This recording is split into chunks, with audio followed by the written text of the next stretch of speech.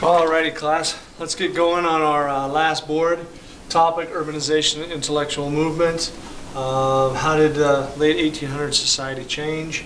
Our first topic here is Eastern question. We're talking about the Ottoman Empire.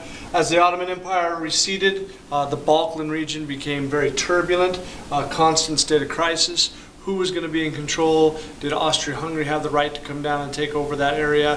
What was going to become of this entire area, which is just east of Italy?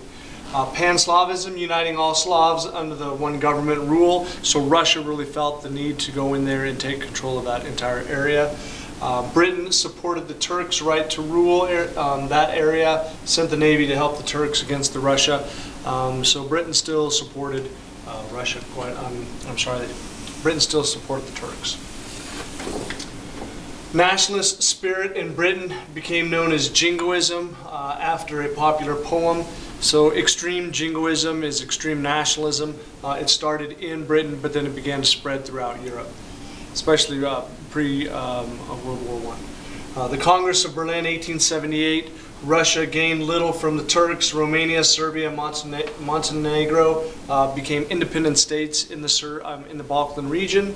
Russia's hostility towards Germany led Bismarck to seek alliances, effectively killing the Concert of Europe. So at this time, the Concert of Europe, which was very effective at the beginning of the century, started to take a serious decline in effectiveness. Socialist movements during this time, the main goal to advance the proletariat or the workers. The workers continued to see their plight and their freedoms repressed and or taken away, so they started to actually unite throughout Europe. They opposed war. Working class people, more often than not, were the ones that fought in wars, and so they did not agree with any kind of conflicts. Revisionism. Workers gained the right to vote and participate politically, and this was a huge step for the people of the workers' parties. Edward Bernstein wrote Evolutionary Socialism, prominent socialist revisionist during this time.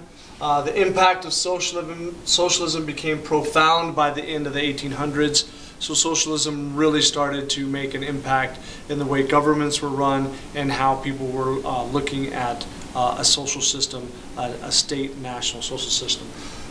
Socialism gained political strength in Germany, England, and France.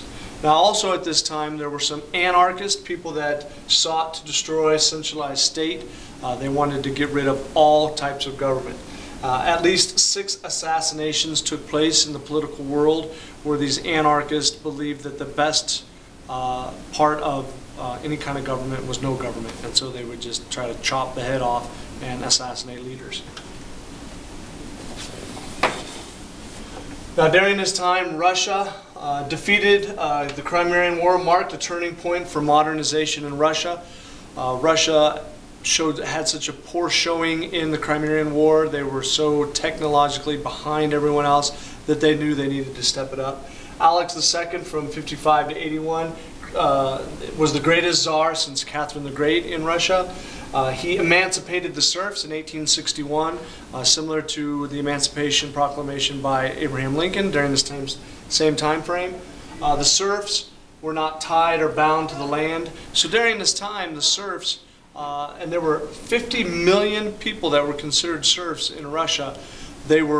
When a piece of land was sold or bought, the people that lived on the land, the serfs, were bought or sold with it. So were they really slaves?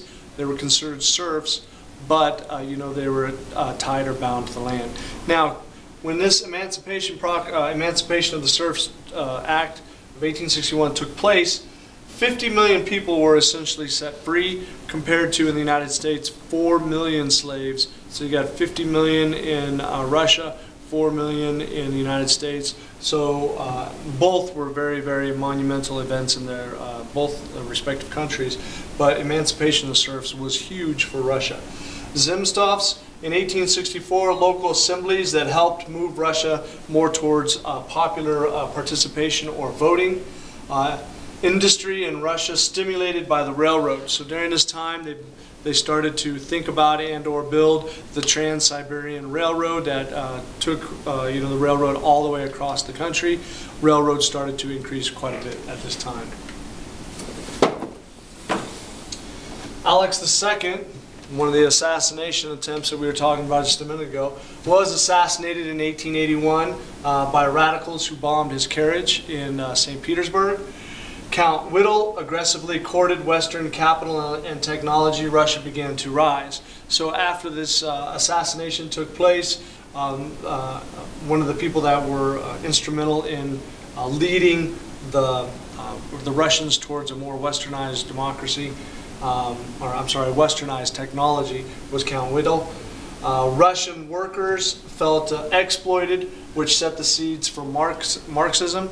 So the Russian workers did not feel like they were getting a fair shake, and since there were so many of them, this is why I think that Russia moved more towards Marxism and more towards a communist country than many other countries in Europe, just because of this agrarian lifestyle where they're growing crops and starting building up their industry and factories. Workers.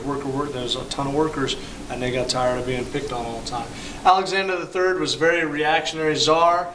He ruled 1881 to 94. He encouraged anti-Semitism. The pogroms, where the Jewish people were sent out or isolated into very like almost ghetto-like situations.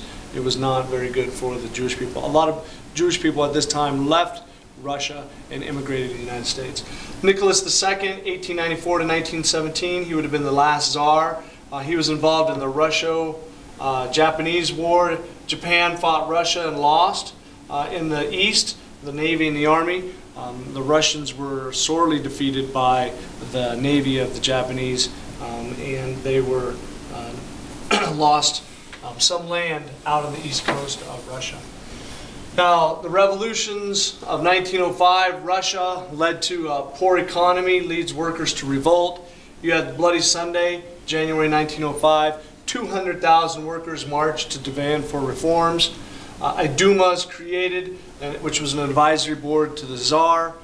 So this was not the Bolshevik Revolution that took place a short time later, but there were numerous revolutions leading up to that.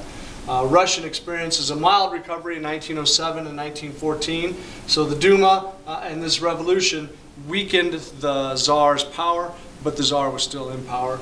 Grigory Rasputin, a mystic monk, dominates the Tsar's court, and he was a person that would give advice to the Tsar, but he was a little cuckoo, and they ended up assassinating him, some of the people that were in the Tsar's court, because they thought he was giving the Tsar some bad advice.